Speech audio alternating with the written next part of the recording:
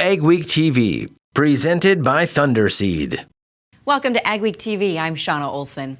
The sugar beet industry is coming off a great year. High yields, good prices, and a quick harvest. But there are some clouds on the horizon.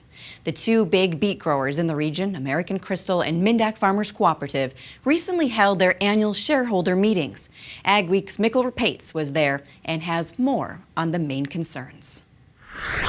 With 2015 record yields in the bag, American Crystal and Minn-Dak are forging ahead, trying to stay competitive in a world of tough competitors. It was a life and death problem. The 2015 crop marketing season will be better than last year because of a successful conclusion to the Mexican trade case last October. Sugar prices are better because the Mexico trade problem is fixed. So the shareholders are immensely relieved about that. David Berg said beet growers have won some key trade battles in 2015, but face increasing pressure from consumers over GMO crops, including Roundup-ready beets.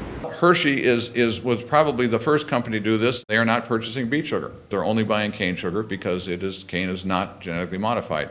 There are other companies that are making inquiries about this. Sucrose, whether it's sugar beet or sugar cane sugar, is 99.9996% pure. There is no trace of the plant being genetically modified in the sugar, but nonetheless, that customer says that they don't want to buy beet sugar anymore.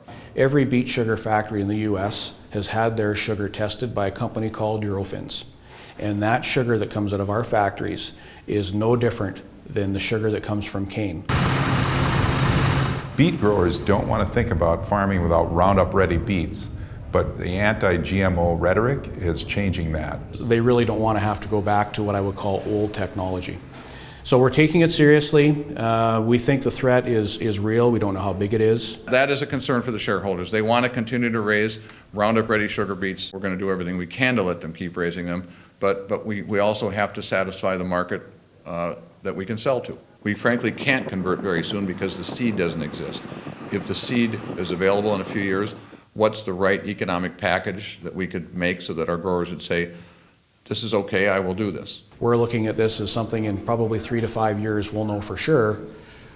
How dire is it? Or are we actually moving the needle and changing consumer attitudes towards realizing that sugar from Roundup Ready beets is the same as sugar from cane?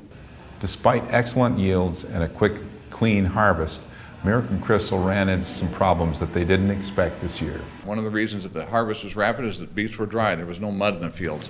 But a dry beet may be a little bit stressed, and right now they're not in perfect condition in the piles. So that means that our sugar recovery is not quite where we want it to be. So what it comes down to is that if the beets continue to be in this challenged condition, they're not rotten, they're not spoiling, we're not hauling them out back into the fields, but they're not in perfect shape either. If they continue in that condition for the rest of the entire processing season into May, there will be a negative impact on this year's beet payment. This is Mikkel with AgweekTV. Berg says about 5 or 6 piles of the beets were extremely dry. He says they've never experienced beets in that kind of shape in the past. The sugar industry is also bracing for more restrictions on dietary sugar. Very soon, the USDA and the Department of Health and Human Services will be releasing their 2015 dietary guidelines. It's expected to cut the daily recommendation of sugar from 13% of calories to 10%. Courtney Gain, Vice President of Scientific Affairs for the Sugar Association in Washington, D.C., spoke at the Minn-Dak Farmers meeting. She warned there's an increasing and rapid trend toward the restriction of sugar in food guidelines, but she says it's not always driven by science.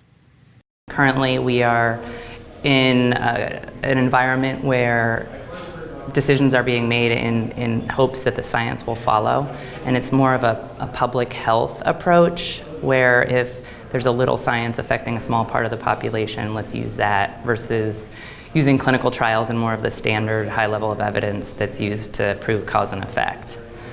So it's political, highly political, but everything is. The dietary guidelines come out every 5 years. Dropping added sugars to 10% could equate to 2 million tons of decreased sugar used a year.